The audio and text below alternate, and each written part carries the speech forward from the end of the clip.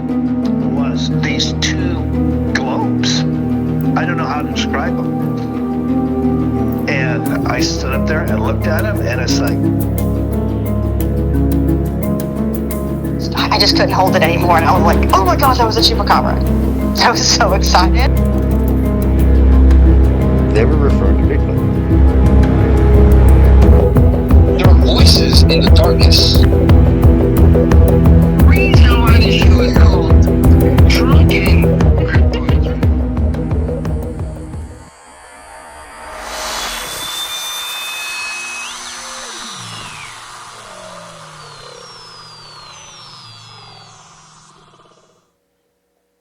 Hey everybody, welcome back to another episode of the Drunken Cryptids. I am your host, Matthew Orton.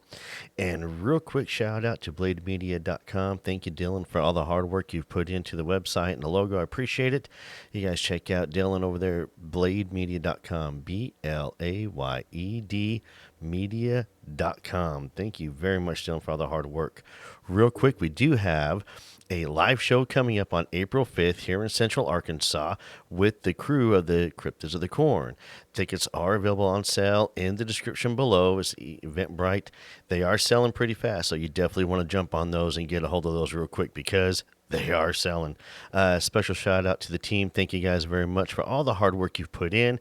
I appreciate everything and wouldn't be where I'm at now without you guys. But make sure you guys definitely go check out the live show. I am going to be speaking at the Ohio Bigfoot Jamboree this October. It's going to be October 5th, I believe. Stand by for a correction on that one. So, but that's definitely coming up. Also, we are doing a roundtable discussion at Old Bart's here in North Little Rock on February 25th. Come down, hang out. It's a free event. It's a roundtable discussion. We're going to have dinner and just visit and see how it goes. That's going to be from 6 p.m. to 9 p.m. So for about 3 hours, you guys get a chance to come and hang out with us. There are some other meet and greets coming up and some more roundtable discussions coming up, especially at the Censored Monkey. Thanks, Fred. All you guys up there, appreciate it. But tonight's guest, you guys, coming on is very, very unique. I'm very actually excited to have him on the show. He comes from a really rich background. And as we started the intro for the recording, I mentioned two names, got excited, and boom. And I felt as though he did not get enough of his background put in there or a good enough intro. So I wanted to come in and start it now. So you're going to kind of hear a little bit about twice, but that's okay. But tonight we do have Maxim Furek. Now he has a rich background, includes a whole bunch of aspects of psychology, addictions, music, journalism, and the paranormal. He does have a master's degree in communications from the Bloomsburg University and a bachelor's degree in psychology from Aquinas College. Now Maxim has interviewed celebrity demonologists Ed and Lorraine Warren and White Witch Dr. Frederick Lamont Santi. That's Dr. Frederick Lamont Santi. He was featured on Coast to Coast with George Noory, Exploring the Bizarre with the legendary Timothy Green Beckley and Tim R. Swartz, and Art Bell's Midnight in the Desert with Heather Wade. Now, Maxim has written numerous rock biographies. He's really big in the rock music. He's all about it. And he's done a lot of paranormal-themed books such as Flying Saucer Esoteric, The Author States Ufology, and Coal Region Hoodoo, Paranormal Tales from Inside the Pit. Now, I've read Coal Region Hoodoo, Paranormal Tales from Inside the Pit. Excellent book. It's a wonderful book. If you are a podcaster out there, if you are interested in the paranormal, it has a lot to do with tracing back to Pennsylvania, this is definitely a book for you. There's a whole bunch of information in there, and Maxim does a great job of tying everything in. He does a wonderful job. He really, really does. Another book of his, Shepton, The Myth, Miracle, and the Music, which was featured on Australia's Mysterious Universe. And he does have the innovative immersive book technology. Okay. He's also a respected contributor to Fate Magazine, Dark Matter News, and Paranormal Underground. He is a great guy. If you get it, so sit back, relax, and I had so much fun with this show. I really did. And Maxim was a great guest. He jumped in and he just runs as he goes. So make sure you do listen all the way through, you guys. He does a wonderful job. And the links to his book come back on for another episode as well. So sit back, relax. It's showtime. Hey, everybody. Welcome back to another episode of the Drunken Cryptids. Now, I'm bringing on a very special guest for us today. Now, I'm going to go ahead and just give a little bit of background about him, then I'm going to go ahead and we'll bring him on the show. Now, Maxim Furek. I hope I'm saying that right again. I'm sorry. That's right. Yep. There we Maxim go. Furek. Yep. All right. Okay. So Maxim, he comes from a great background that includes numerous aspects of psychology, addictions, music journalism, and the paranormal. Now, Maxim you have a master's degree, in communications from Bloomsburg University and a bachelor's degree in psychology from Aquinas College. Right. Now, here's the cool thing, too. This is what really caught my attention. You have interviewed Ed and Lorraine Warren. That's right. Yep. Okay. I was friends with Ed and Lorraine. Yep. Oh my gosh, I'm huge. Conjuring. Honestly, you know what? I remember them just from the Amityville Horror and The Haunted. Mm-hmm. Okay. The Conjuring movies, I love them, but the two books in my life that I read that actually scared me as a teenager was the Amityville Horror and The Haunted. Now, was the Haunted the one about the Schmerl haunting in West Pittston, Pennsylvania? Yes, it is. Okay. Well, that's my backyard, and that's what got me connected to Ed and Lorraine Warren. If I may, in the 1980s, we had a place in West Pittston, Pennsylvania. That's northeastern Pennsylvania, coal region, anthracite coal, and this house, the Schmerl house, was infested by poltergeist, and these were Catholic people. They claimed that there were grunting sounds, smells. Profanities were being etched into the mirrors. The collie was levitated and flung across the room. And Jack Schmerl claimed that he was raped by a succubus, a female demon. So all of these things happened. So the Schmerls being Catholic and northeastern Pennsylvania being a citadel of Roman Catholic and Greek Catholic, people, the church started to send priests over there just to spend the night to see what they could hear, and the haunting, the activities continued. So they brought in an exorcist. Now, every Catholic diocese, every group, organization, has their own exorcist.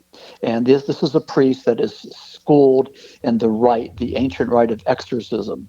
And so they tried to do this. It wasn't working.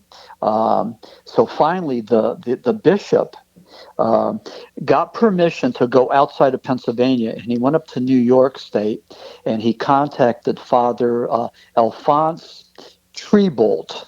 And Father Alphonse Treebolt came down, and he had to do not one but 4 rites of exorcism before he was able to cleanse the house. So that was during this whole thing, a guy named Bob Curran, and he was a friend of mine from the Sunday Independent newspaper. We both worked for the Sunday Independent. I was a stringer, a freelance journalist. But Bob Curran wrote this book in conjunction with the Schmerls and Lorraine Warren. So my part in this, in 1988, the Schmerls embarked on a 15-city tour to promote The Haunted, the book, Matthew, that you read. And so I met them in Jim Thorpe, Pennsylvania, beautiful little touristy little place, and hung out with them, took pictures, stayed in touch with them over the years until they died. But I would call Jack Schmerl and say, Jack, listen, now when you did battle with the demons, what exactly did you do? And I would ask him questions like that. I mean, just like pretty dumb, basic questions. And not Jack Schmerl, but Ed Warren said, well, I would go and evoke the spirit of Jesus Christ, of St. Michael the Archangel, and of Padre Pio, the guy that held the stigmata and the bilocation, which is just another fascinating individual. And I would do battle with the demons. I would use holy water and the crucifix. And Lorraine would come in there and say, in the name of St. Michael the Archangel, I command thee to name thyself all kinds of stuff, ancient biblical stuff, stuff that's in the Bible. And so I kept in touch with them. The book The Haunted came out, and it was really controversial. I was up there at the Schmerl haunting in the 80s during this thing when there was mob scenes. I mean, all kinds of people. There was just like bizarre. And but I kept in touch with Ed and Lorraine. And for your listeners that may not know this, Ed and Lorraine Warren are the ones who are represented by the Conjuring franchise. And the Conjuring franchise is the most successful horror movie franchise of all time. 9 motion pictures worth $2.1 billion. That's all based on the exploits of Ed and Lorraine Warren, my friends. So The Conjuring, Conjuring 2, Annabelle Comes Home, The Nun, The Devil Made Me Do It. I mean, I've seen them all, and they're all freaking good. And again, you believe this or don't. I mean, I believe that there's demons, there's demonic forces. I believe the devil exists. And I believe that a lot of people think that, that it's old-fashioned, it's archaic to think in terms of the devil and demonic possession and all this, that the church just used this to keep us scared. And I don't believe that at all. But I want to say this, we shy away from religion and spirituality and God and all this. But in my book, Coleridge and Hoodoo, what I did was I took the spiritual and I took the supernatural, the paranormal, and I tried to put it closer to the scientific. And my book talks about Ed and Lorraine Warren. It talks about demonology.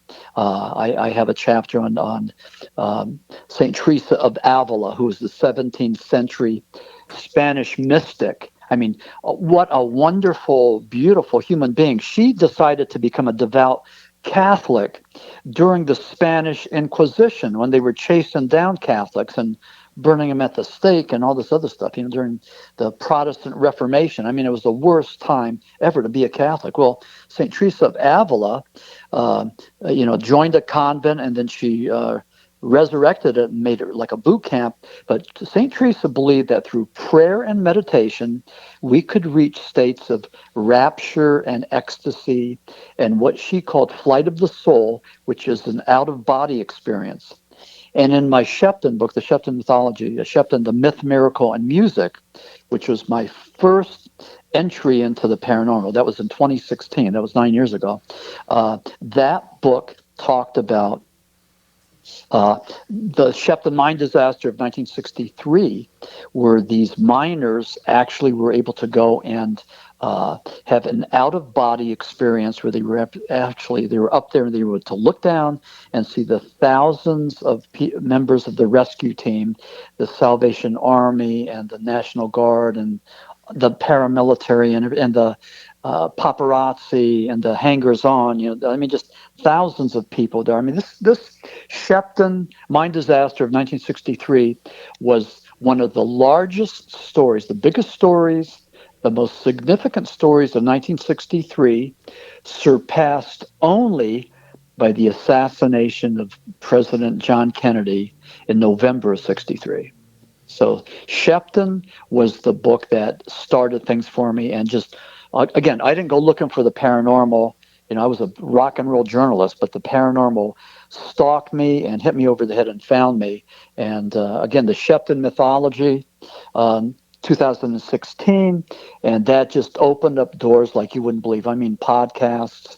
And yeah, we had podcasts back in 2016, but podcasts and expos. And I was, invited to Baltimore to talk about the Shepton mythology.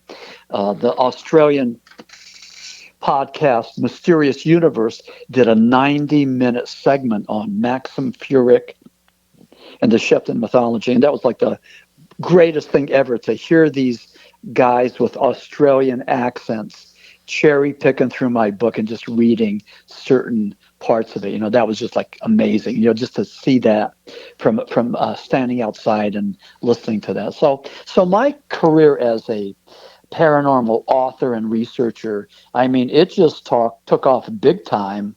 And again, I mean, I'm just honored to be on your podcast. And, in the last, say, 3 weeks, I mean, I've been talking to people from Toronto, British Columbia, the UK.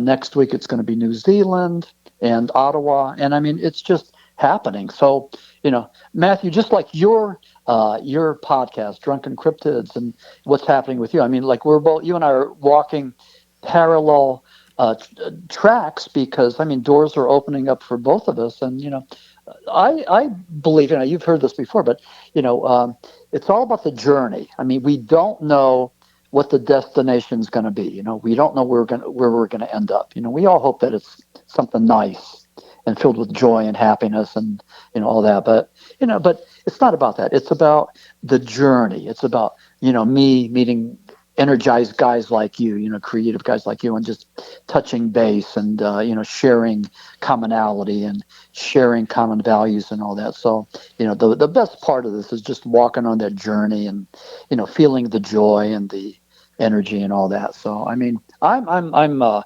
happy guy. I'm a happy camper, and just really enjoying what's happening with my life and my career. And well, thank you so very much for the kind words. And the honor is all mine, to be honest with you.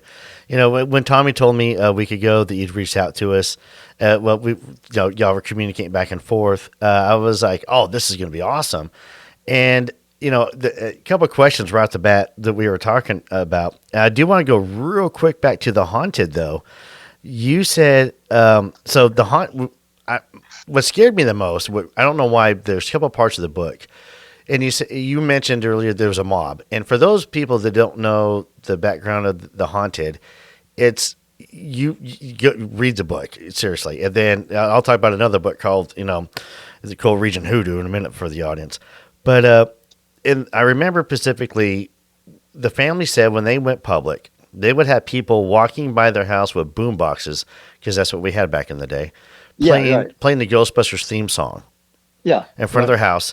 And I remember there was one section of the book, the family was trying to get away. They went camping. And while they were camping, the neighbors said the lights were flickering. There's a lot of noise going on. And so they called the house. And at one point when they called the house, this little girl answered the phone. And they were asking if the parents or someone was home. And the little girl laughed and said, no, they're all dead. They're never coming home, and hung up. Yeah. And then the phone was disconnected. And while the family was camping, they had an entity present itself while they were camping. The same time this was taking place. And of course, my teenage mind, I was just blown away because I had just read the Amityville Horror, and now I'm reading this book. No wonder why my parents were worried about me at certain times. But so the haunted is. And what's really neat is that you were there for part of that. Yeah, right. I was there for the hysteria. I took pictures there. Again, I was a local journalist, and I wrote a couple of articles for, I think the publication was called The Paper. It was like a entertainment thing. And, I would do investigative journalism and rock and roll. And it was very, just open-ended, whatever I could do. But I remember writing articles about that, talking to some people there. But I did not knock on the door or call the Schmerls. I gave them space. I knew that they were going through a whole lot of personal stuff, trauma. And yes, those people, rubberneckers, driving back and forth with the boom boxes and screaming and everything, and throwing beer cans, on the porch and everything. It was a double home. That was happening too. And then with all these things, you have I believe in this. I believe in the universal law of 90. Like in the Schmerl case, 30% of the people believe that they were telling the truth. 30% believe that they were liars, hoaxers, and then 30% were just on the bias, on the fence. They hadn't made up their mind yet. Not 100%, but 90%. And I believe that's a rule of thumb that works. I mean, forget about the 100%. Just look in terms of 90, and so they had the people that believed in them. But the thing of it is, the Catholic Church did believe that something was there, and they didn't really try to sweep it under the rug. They confronted this. But I want to say this with the Catholic Church.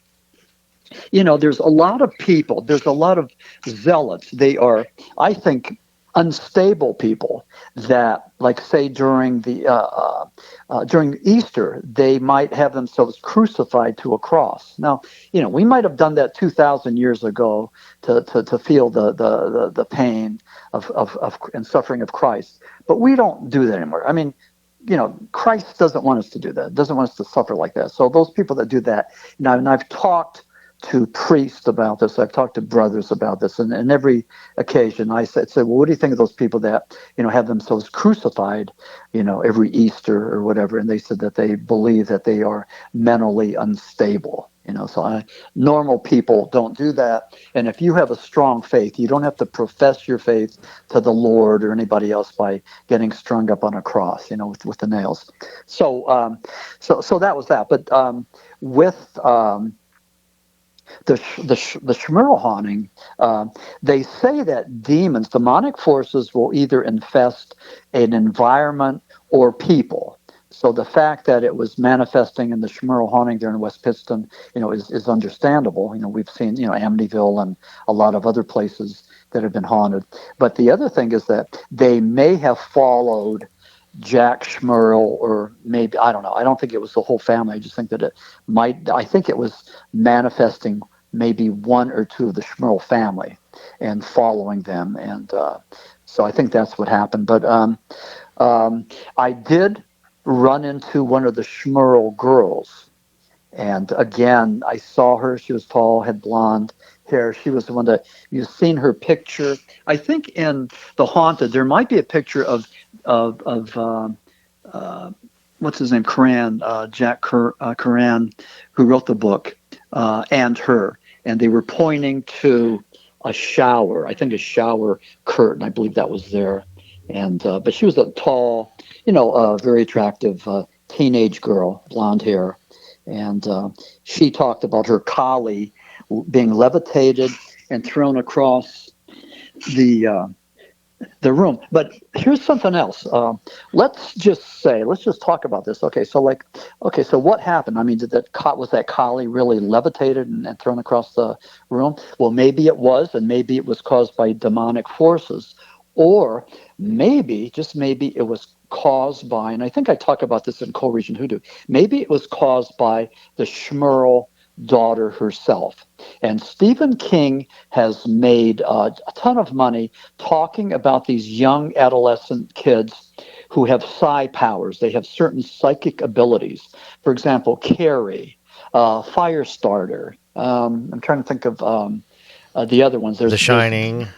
The Shining, another one, yeah. Yeah. So all these young people that have the shine or have a certain ability that that either the military or somebody wants. But so anyway, one possibility is that this Schmerl teenager might have had some sort of a psi energy that maybe to express her angst, her anger, her frustration, her adolescent emotions, maybe she found a way to go and lift that collie and levitate it and fling it across the room. If that's true, if that theory is true, then that is in keeping with Stephen King's whole premise of psi energy and psi power with all these young people. Now, again, he was the one that pretty much corralled that theory and went to town with it, writing all these successful books about it. So but again, in the world of the paranormal, we don't know. We just have theories. And you're right. Well, running on that theory real quick, not to interrupt you, talking about, young people and kids and the potential of being able to manifest and do some of this stuff. There's, my little sister had an imaginary friend. And just for example, there's so many kids that have imaginary friends, and kids will see things and say things all the time. And there's some theories out there to where children actually they're able to perceive more, and as they mature, it kind of gets shut off. Yeah, yeah. And then for going through puberty has always been there's always been a rite of passage associated that throughout cultures, throughout, history, every civilization, there's been some sort of, rite of passage whenever, kids go from, stage A to stage B per se. So there could be something onto that, and there could be a lot of soft disclosure into this. I know there's some people that talk about, King has like some, tapped into some supernatural forces who are kind of giving him this information, or he's been revealed some stuff. Dean Koontz being another one. Oh yeah, Dean Koontz from the Commonwealth of Pennsylvania. Yeah, I'm actually I'm a Koontz fan as well. Tolkien, they say the same thing, that Tolkien possibly could have visited Middle Earth. We could talk about the Hollow Earth theory, and but I do want to say real quick though, the Coal Region Hoodoo is an excellent book. There was so much information that you put in there. I can only imagine the years of research you did on this. And what's really neat is that, I'm not from Pennsylvania at all. I am a diehard Steeler fan. We've talked about this, and I know you're an Eagles fan. Yeah. And I do have I have fans, in Pennsylvania of the show. So even if you're not from Pennsylvania, this is definitely a book to pick up. And you don't want to listen to it the way I did. I'm ordering, the hardback version, the paper version of it, so I can have it in my hand. Because you want to be able to go back and reread again everything that you covered. And when you started getting into the haunted and discussing the Amityville horror on there, tied into the Warrens, the Amityville horror has been a thing for me since I was a kid. It just blew me away, just the publicity. And I did a little Patreon episode about the Amityville horror. But everything in there is amazing. And maybe there is something to the kids. Maybe there really is. There's a tie-in. But there's always been, kids have been used also throughout cultural history for sacrifices, for rituals, a whole bunch of spiritual things. Yeah. Well, up here in northeastern Pennsylvania, we had the Breaker Boys. These were little boys that they sent down into the coal mines to lead the mules around. And they might have been like 8, 9, 10 years old. And I remember they have all these tours. So you go to northeastern Pennsylvania, you could go down in the mine and see what the miners would have done, So they're just for the tourists. But at Lansford number 9 mine tour, they took us down there and they talked about a breaker boy. These were the little boys that were down there.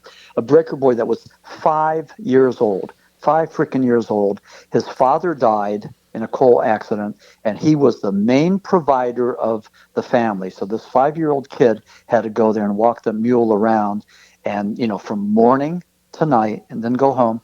And otherwise, they would have been kicked out of the family, the coal house. That the coal mining company was giving them or renting them. So 5 years old. And one thing else, this was like horrible. It was tragic. A lot of those breaker boys got killed or maimed because they did all kinds of the dangerous jobs. But listen to this. The rights for animals. There were laws protecting animals in our country before there were laws protecting children. So animals came first. Children were just like pieces of property, like you said, used for sacrifice or spiritual matters or whatever. They were just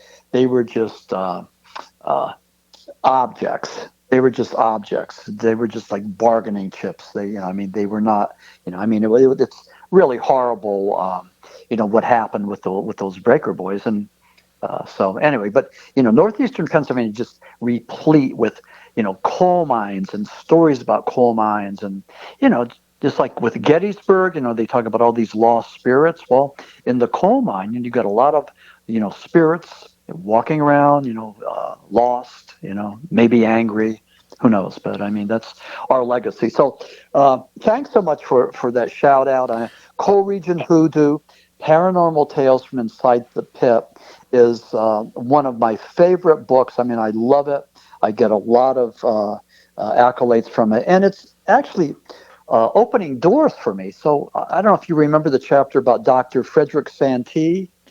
Do you remember that? Did you read that or hear that? I heard The that what? part. Yeah, you have to. Yeah, there's so much information in here. You have to read it twice. Because I Yeah. was going to Well, ask you real quick too, though. I mean, what inspired you to write this? Well, I think just I think there's a little bit of Indiana Jones in all of us. Now guys like you might go into the woods and you camp out and you go looking, hiking, and all that. I sort of do it. And again, I go out into the woods too. I look for Sasquatch in Pennsylvania, and I look for skunk ape down here in Florida. Where I am right now. But I think there's a little bit of Indiana Jones in all of us that we're looking for meaning. We're looking for the truth. We want to find the Holy Grail. And what could be more fascinating than either the spiritual, with miracles and apparitions and all that, or the paranormal with sightings, seeing, or the cryptozoological realm that people are seeing creatures that a lot of the scientists don't believe exist, whether it's Chupacabra or Loch Ness Monster or Champ or, Bigfoot, Sasquatch, Yeti, Yowie, Abominable Snowman. I mean, on and on and on. I mean, there's a million of them. But, a lot of people are seeing these things. And here's the one thing we need to, that gets my attention. Now, again, I'm a scientist, and I'm looking for that body. I'm looking for the DNA. And so far as Bigfoot is concerned, we have no body, we have no legitimate DNA other than, they have DNA and hair follicles from black bear and brown bear, or maybe Himalayan bear, but, nothing from an unknown creature or hominid. So we're still looking for that, but there's enough out there, which I would call high, levels of strangeness or elements of strangeness. For example, that gets my attention. For example, you have eyewitnesses, people that have seen Bigfoot. They have the smell, this horrible fetid smell of a wet dog or fecal matter or whatever, or it could be perfumey. Or it could be turned off and not have any at all. So it's believed that Sasquatch uses the smell as a mechanism to either communicate or to scare us all off. The wooden structures, the wood knocks, the hoot hoot sounds. I mean, all of these things. So we have a combination of elements of high strangeness. Not a body and not DNA, but we have all these elements that show there's something happening there. And it was J. Allen Hynek, the ufologist. He was the dude that worked for the government. He was the advisor for the government's Project Blue Book, Project Sign, and Project Grunge. And he was a skeptic at first, but he turned around and he started to believe these witnesses. Not to disrespect them, but Hynek was the one who gave us the terminology, high strangeness. And what that pertains to is that you may see an orb or a saucer up in the sky, and that's one thing. Okay, that's that's fine. But if it hovers over your car, and if you can't start the car, and maybe if there's missing time. All of that. So there's 1, 2, 3 aspects of high strangeness. It's not just one thing, but there's a whole bunch of them. And that shows there's some kind of substance there, some kind of significance. The other thing is J. Allen Hynek gave us the nomenclature for flying saucers. CE, Close Encounters 1, 2, and 3. You see craft, you see a being in there, you see the marks. And then, the fourth one, they came up with the abductees. And then Stephen Greer, of course, threw in CE5, which I don't know a whole lot about, but I believe it's when we sort of invoke or invite, sightings or the Greys, to communicate with us. So, but J. Allen Hynek is one of the people in the field that needs to be celebrated and respected because he gave us a whole lot, and he sort of legitimized certainly the realm of ufology, and that spills over to cryptozoology as well. Yeah, absolutely, completely. So I am looking up right now a CE5. Okay, so a CE5 event is individuals or groups use specific protocols to establish communication or interaction with extraterrestrial beings. These protocols primarily involve the use of contact meditation and use of sounds or signals. Close encounters of the fifth kind is also referred to as human-initiated close encounter. Okay. Yeah, I did. So, See, I didn't know that. I didn't know there was a CE5. yeah. No, I was on a podcast and they were mentioning Stephen Greer, and I knew just a little bit about it. But yeah, it's when we reach out and try to make contact. But it's good that you said that you could do it through meditation, because again, with Saint Teresa of Avila, who talked about the powers of prayer and meditation, that you could reach these different states of vibration, and that's what it is. I mean, to be more enlightened, to have a higher vibration is to be more enlightened. Now, here's the thing for your viewers out there, it pretty much isn't going to happen to us, because we don't have the time and energy to meditate 24/7. I mean, we have jobs, we have life gets in the way, we have people to feed, and and tables to fill and everything. So it's difficult to do that. All Saint Teresa, all she did was she got into the prayer and meditation, and anyway, it's an amazing thing. But it's the same realm, the same ball of wax, the same energy force. I mean, Tesla said that if you want to know the secrets of the universe, look at the energy and vibration, and Saint Teresa said the same thing. So, in co-region hoodoo, again, I tried to take the spiritual and the paranormal and put it closer to the scientific. I was reluctant at first to even approach the spiritual, because I thought it was going to turn people off. And then I thought, no, I'm going to do it. And one thing, St. Teresa of Avila is one, but the other one is Pope John the 23rd. And with the Shepton mythology, those miners down there, they saw the vision of Pope John the 23rd in the mine with them for those 2 weeks. Now get this. Pope John the 23rd died in June of 1963. Shepton took place in August of 63. The Pope was dead when he appeared. In all three of the purported, alleged miracles of Pope John the 23rd, all three of them happened after he had died. I was at a book signing, and a nun came up to me, and she's looking at my Shepton book, and I said, "Sister," I said, "did you know that all three of the miracles of Pope John the 23rd happened after he died?" And she goes, "Well, of course." I go, "What do you mean? What do you mean, of course? She goes, "Well, he died and went to heaven, where he got that authority." And again, for those of you who are still listening, the way miracles work is this. It wasn't that Pope John the 23rd, had some godly power or anything to do the miracles. God worked through him. That's how miracles work. He was chosen. He was appointed. He was ordained. He was a holy, pious man. And because of that piety, God worked through him and allowed him to do the miracles. That's the nature of miracles. That's how it works, whether you're a Catholic, Protestant, or whatever, So I don't know. But anyway, that took place in August of 1963, and then Pope John the 23rd, when he was canonized for having produced miracles, canonized in 2014, Vatican academics talked about Shepton being one of his miracles. So again, my book on Shepton, doors opened up into the paranormal. And whenever I would be interviewed about Shepton, they would always ask about, well, what about Pope John the 23rd? What did they see? What did that mean? So it was a matter of life after death.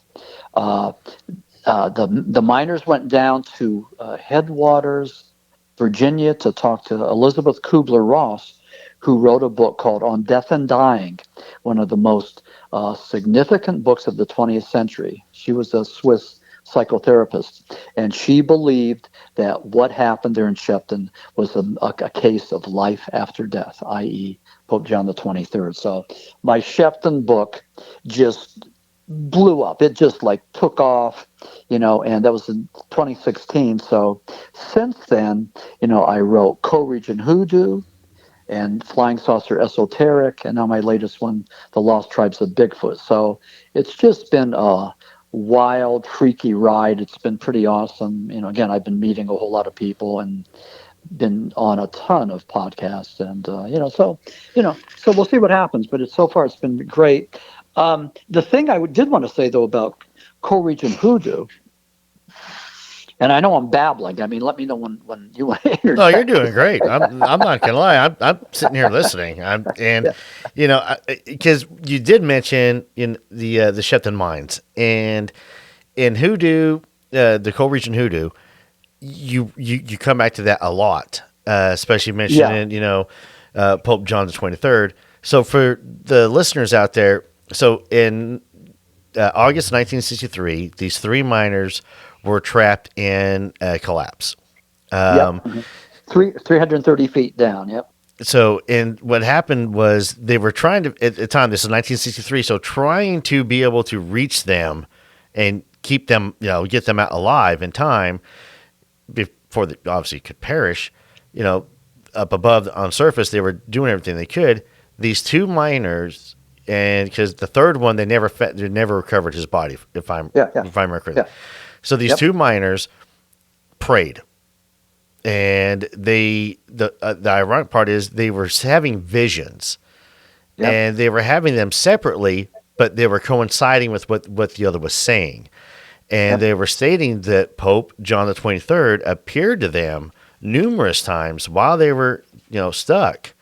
And with other orbs, other lights, other beings came through, which could open up the door to and you talk about this in your book, the Hollow Earth theory, a whole bunch of stuff. And it's a fascinating story to where this is actually canonized by the church, and it is considered a miracle and of course, and to become, a saint, you need to have 3 miracles performed. And this is one of the miracles they actually approved of him doing. And there's 2 more. We could do a whole episode on, I believe, on, Pope John the 23rd and what he did. But it fascinated me with this right here because, there's so much with it. I mean, I could do a whole episode on it. Yeah. But here's the rub, as Shakespeare would say. So Pope John the 23rd was canonized in 2014. Typically, to be canonized, you have to demonstrate 2 miracles. So Pope Francis said, I'm going to change this. I'm going to have it so that you only have to demonstrate 1 miracle. And I'm going to do something else. Instead of having 1 person canonized, I'm going to do 2. So it was Pope John the 23rd, and it was Pope John Paul II. Now listen to this. Here's the rub. Pope John II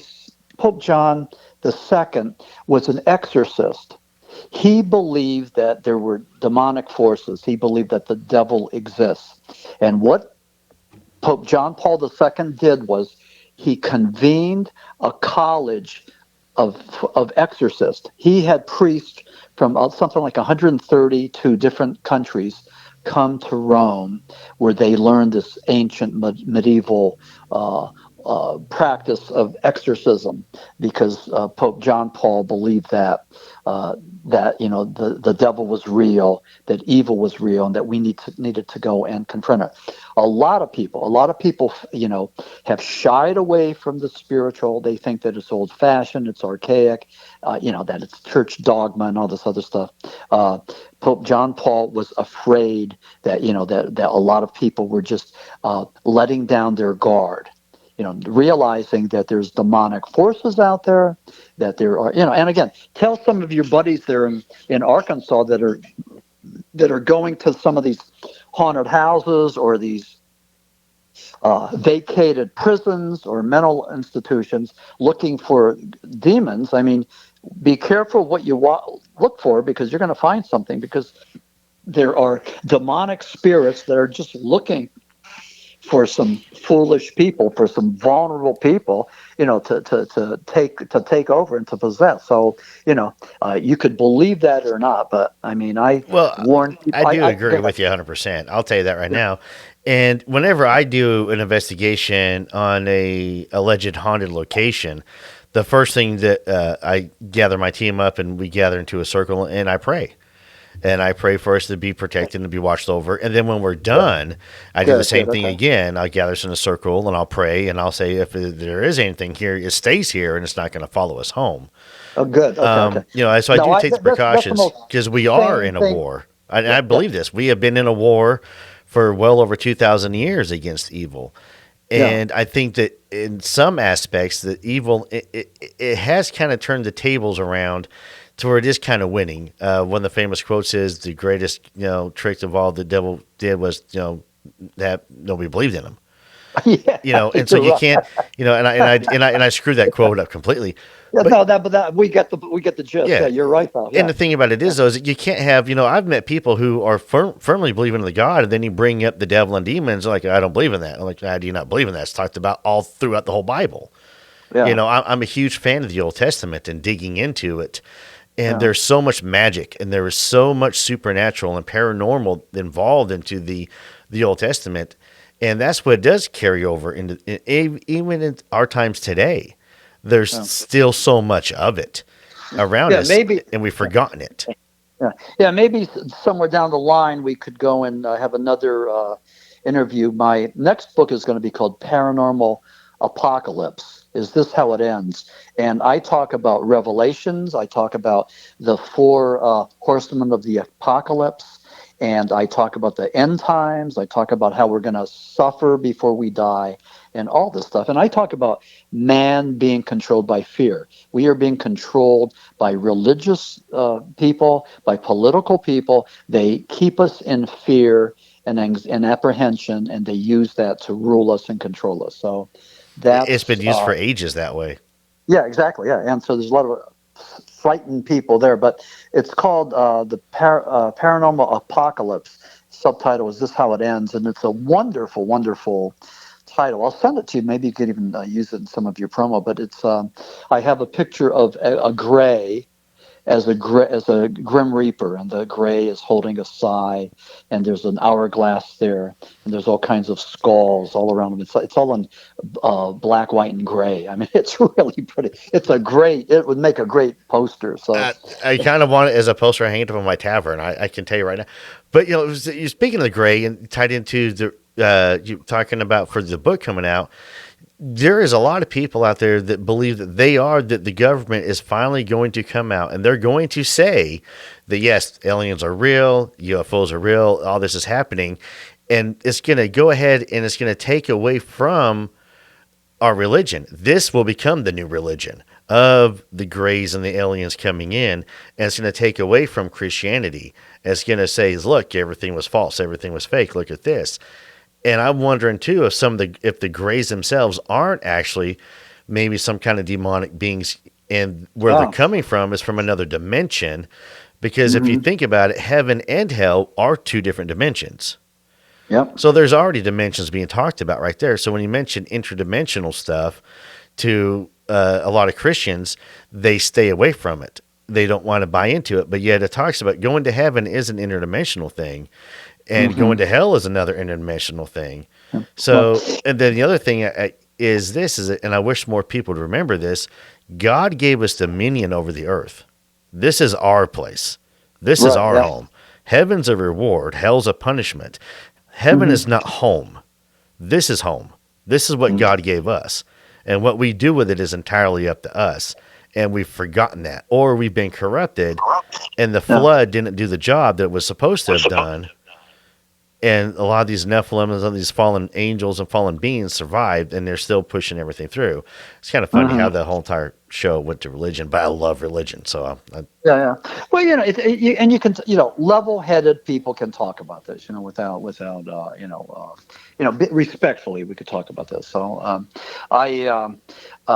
I believe in the interdimensional theory. I believe that, cryptids and UFOs, flying saucers, can shapeshift in between dimensions, because it's the only theory I found that makes any sense. I mean, I don't think it makes a whole lot of sense to envision the Space Brothers traveling in a vehicle trillions and trillions of light years away from their planet to ours. It would take too much time. It would take too much energy. It would just take too much whatever. I don't think anybody has that, that kind of propulsion system, that energy system.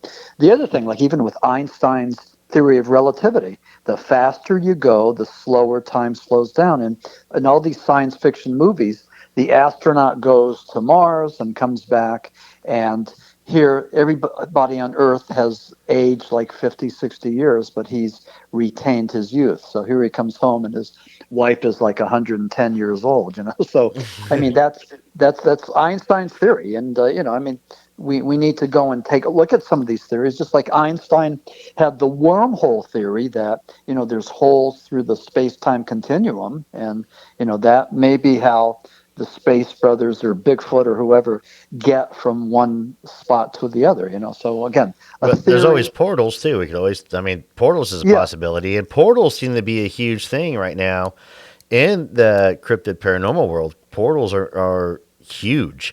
There's reports of them everywhere, popping up, opening, closing, and you're speaking of interdimensional beings and cryptids. A lot of our Native American tribes, dealing with Sasquatch, believed that it was to a point an interdimensional being to where it had one foot in our world and another foot in their world, per se. Right. Yeah.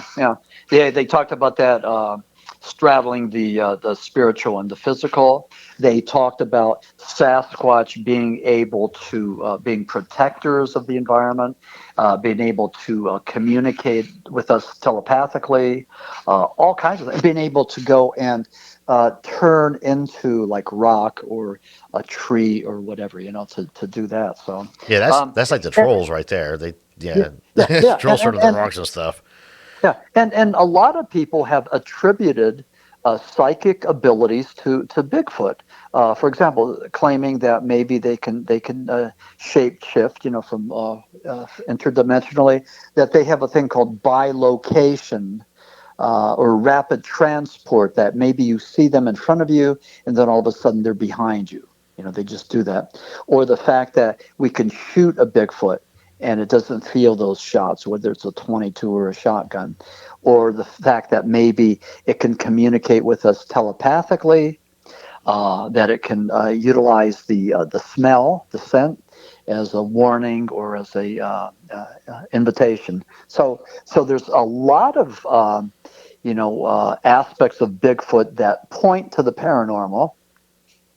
And one thing that's really of interest is that, especially in western Pennsylvania, in a place called the Chestnut Ridge, which has the most UFO sightings and the most Bigfoot sightings, it seems that there's a lot of Bigfoot sightings along with orbs or flying saucers, where they might see an orb land and cryptids get out of it, or the Bigfoot will walk to this craft and get inside, and then it takes off. So I don't know. I mean, the only thing it shows me is that it's pretty bizarre, it's fascinating, and that there's something of the paranormal that surrounds this whole Bigfoot enigma. Yeah, I agree. I think there is something paranormal when it comes to Sasquatch, and I think a lot of it can actually go into some actual science that we haven't discovered yet. To be honest with you, some of this, because if you think about, the platypus, for example, it's not supposed to exist, but there it is. We have marine life. They can actually, translucent. They change colors. They can camouflage. They use chemicals to blend into their surroundings. There's so much biology natural biology that we know about, that we can, say, here's an example. And then, of course, we've also got biology that we've had to change the laws of physics on because it didn't fit the current laws that we had. There's a shrimp, the snapping shrimp, the pistol shrimp. That's my listeners know what I'm talking about. But we had to change the laws of physics because this shrimp was breaking it. So science had to go through and change it. When it comes to Sasquatch, I think that there is some, the polar bear has translucent hair, and that's what gives it that white camouflage. And I think with Sasquatch, it has a mix of a brown or a red or a black, but it has this translucent with it too, which gives it that kind of opportunity to blend in and disappear. And also when it comes to, Todd Neese has been pushing the infrasound theory on it really, really hard. And there's a lot to the infrasound when it comes to Sasquatch. I think that it's a creature that possibly could constantly emit an infrasound, but it knows how to project it, control it like a tiger does, elephants do, whales and stuff do to communicate. And there's something to that. And with the smell, you're right. I'll be honest with you. I've had just last year, we had one encounter in the woods. We smelt something kind of rank, and then we had another one where we got a coconut smell in the middle of the woods, and I thought Jacob had coconut oil in his hair, and I was about to chew him out, and he's laughing right now listening to this. I know he's not here, but if he's listening, he's laughing because I looked right at him and said, "Do you have coconut in your hair?" And we all smelled it. So me and my little team, we all smelt this thing. We split up to go in two different areas. And the funny part is we both smelt it. Both teams smelt it probably about 10, 15 feet away from the spot. So, and then when you say, how they could be, one in front of you, then appears behind you. I always believe that Sasquatch moves. If there's one, there's more than one. I don't think they're a solitary creature. I really don't. I think they kind of have, I think they may have a tribe, a pack, or whatever you want, a clan. I mean, a flock. I mean, we could go on and on and on. We won't call it a murder, though, because I'm not a Ravens fan. Sorry. I love my Ravens buddies. I talked to people in British Columbia, and that's what they say. They said that they're clannish, that they, that's how they operate, and so. But there's different types of believers. I mean, some of these people I talk to, they believe that they're the students, and that Sasquatch is the teacher and teaches them things, and on and on. So it's. But I did want to bring something up in my book, The Lost Tribes of Bigfoot. Yeah, I wanted to talk to you about that real quick because now this is the new book you have coming out, Lost Tribes of Bigfoot. Yeah, so before you get into it, so it's already out? Because I tried to get it on, I know Tommy tried to, he's got something happened. He said he thought it hadn't been released yet on Amazon. Yeah, no, it's been released. It's been out for about, I think, 3-4 months. Yeah. Okay, all right. Then maybe he might have been looking at something different then. But okay, I thought it was coming out. So Lost Tribes of Bigfoot. So why don't you just go ahead and tell us a little bit about this newest book you have out and what inspired you to write this book?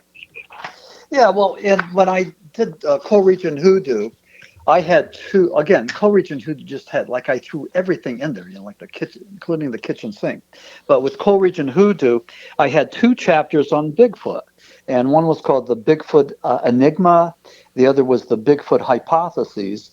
And I just wanted to go and figure out what this thing was, and I was just fascinated.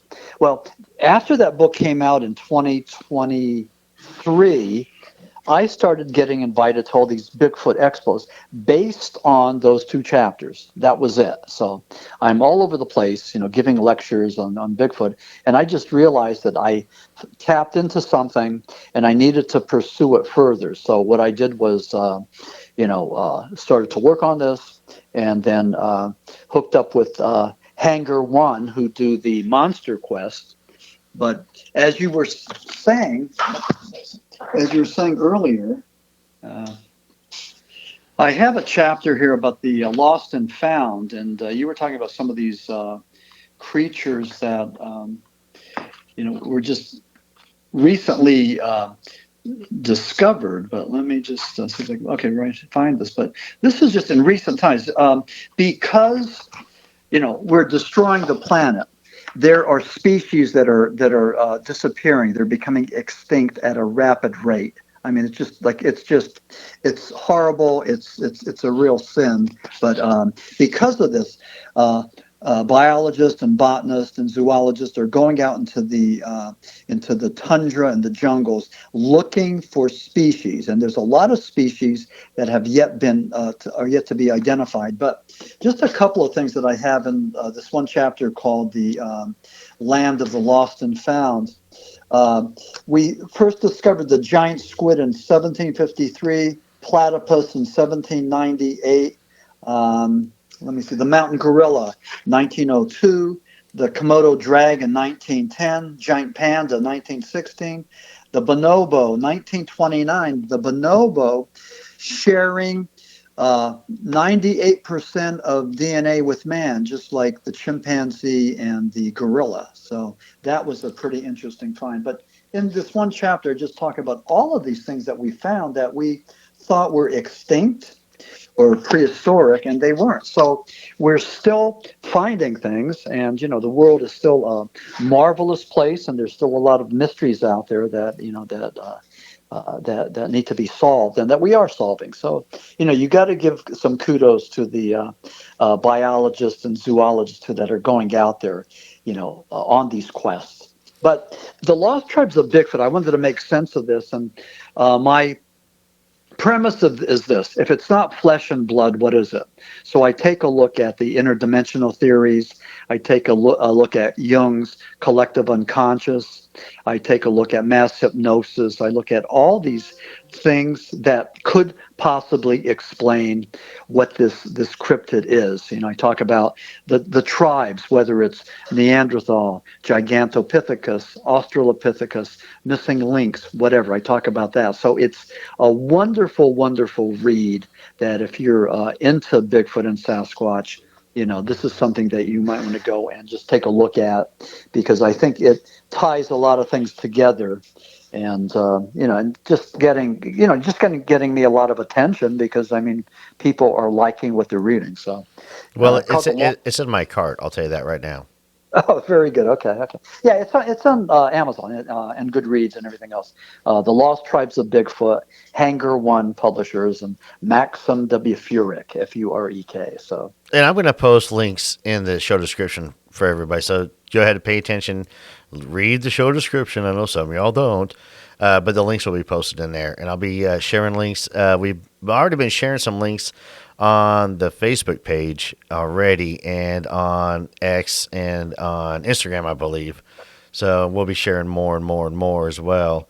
By the time this episode comes out, there'll be a video promo and everything as well tied in. oh, awesome! That'd be awesome, yeah. And maybe we could do a follow up, either with Paranormal Apocalypse, or even talking more about the Lost Tribes. I'd like to do that because it's just such an exciting book. Well, if you'd like, we keep talking about it right now. I'm down. If you got time, I got time. Well, I'm running out of time. I'll tell you that right now. I understand.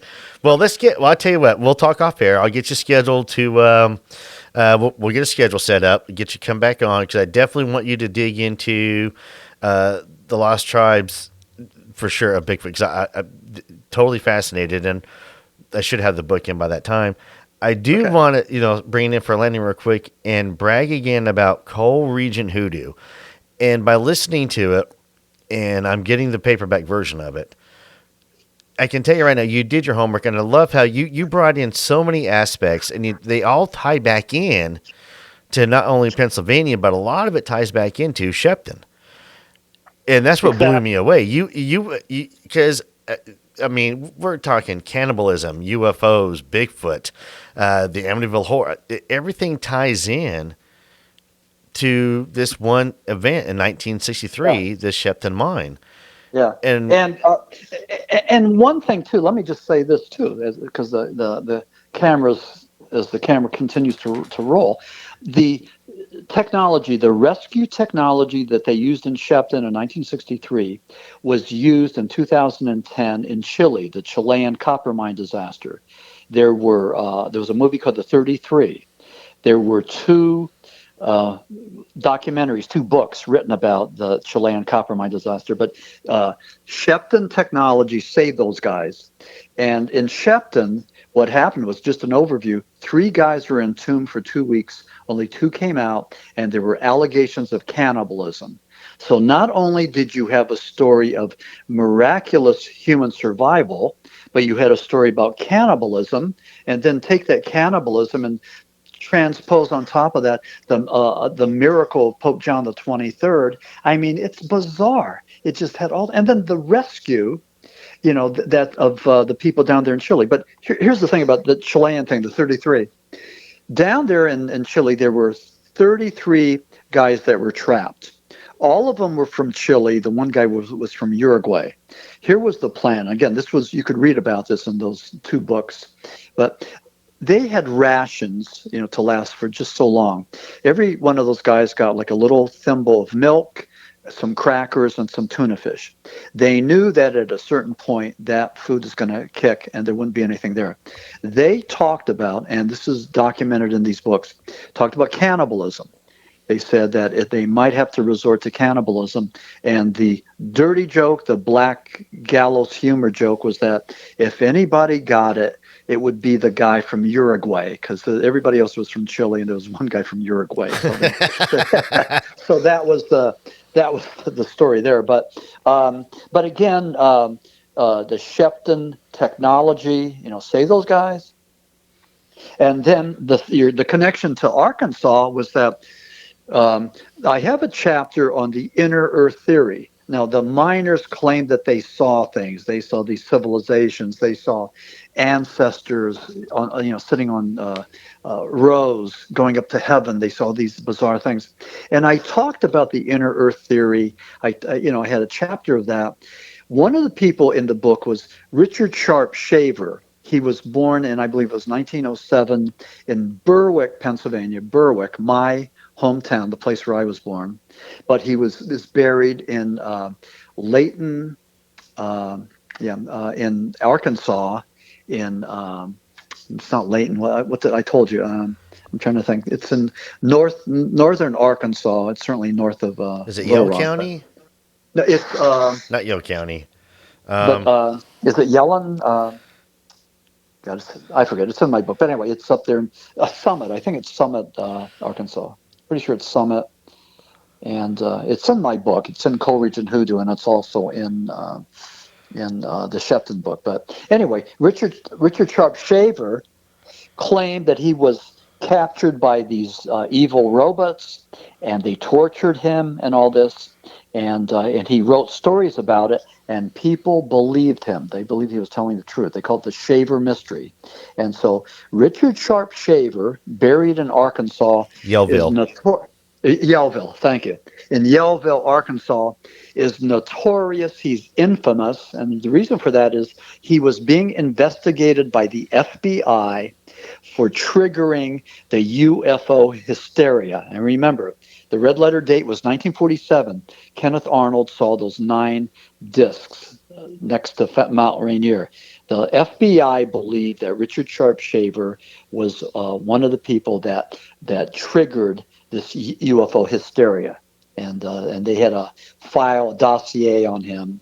But anyway, the guy was born in Berwick, PA, and he's buried in Arkansas. So, well, I'm actually going to do an episode on this, and I'm going to use your article that you wrote about, if that's with your permission.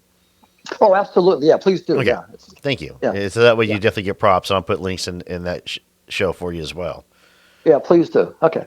Well, thank you so much. I appreciate this interview. I think it was deep and probing, and hopefully we could do it again. I'm planning on doing it again. Definitely. Thank you for coming on. The honor's all mine.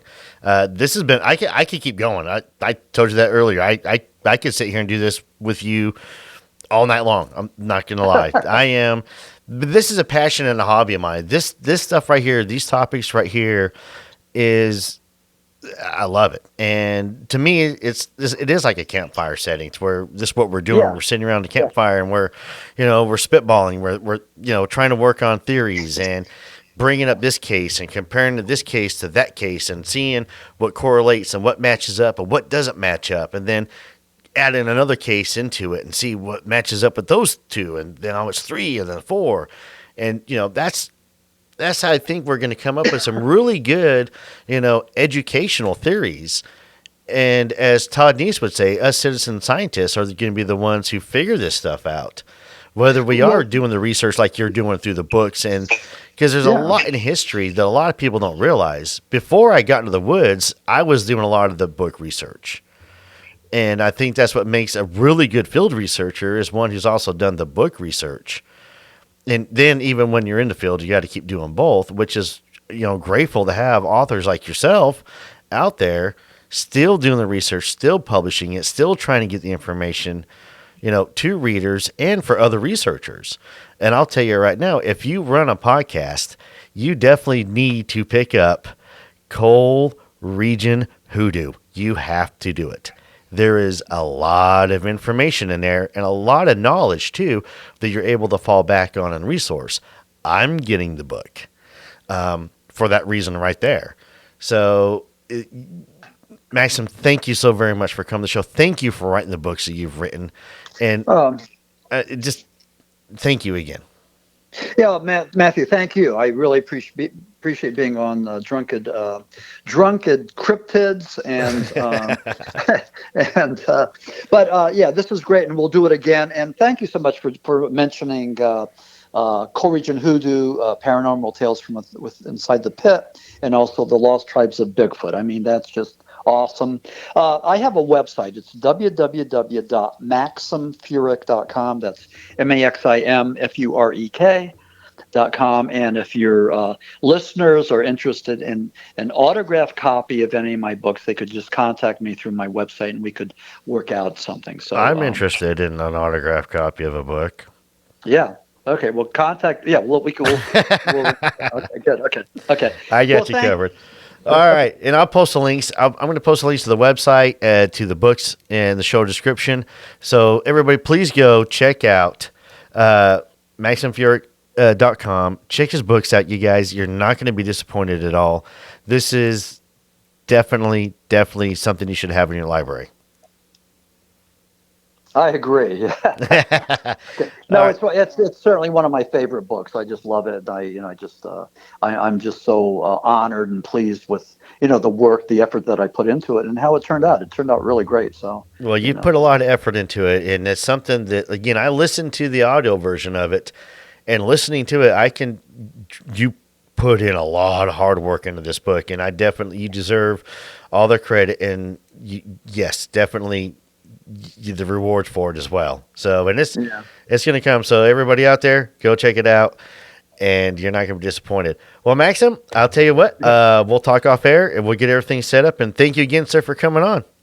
Okay. Thank you, Matt. And we'll keep in touch. And again, thanks for everything. Thanks for this opportunity. It's awesome. Thank you, sir. The pleasure was mine. And so until next time, everybody, y'all stay safe out there.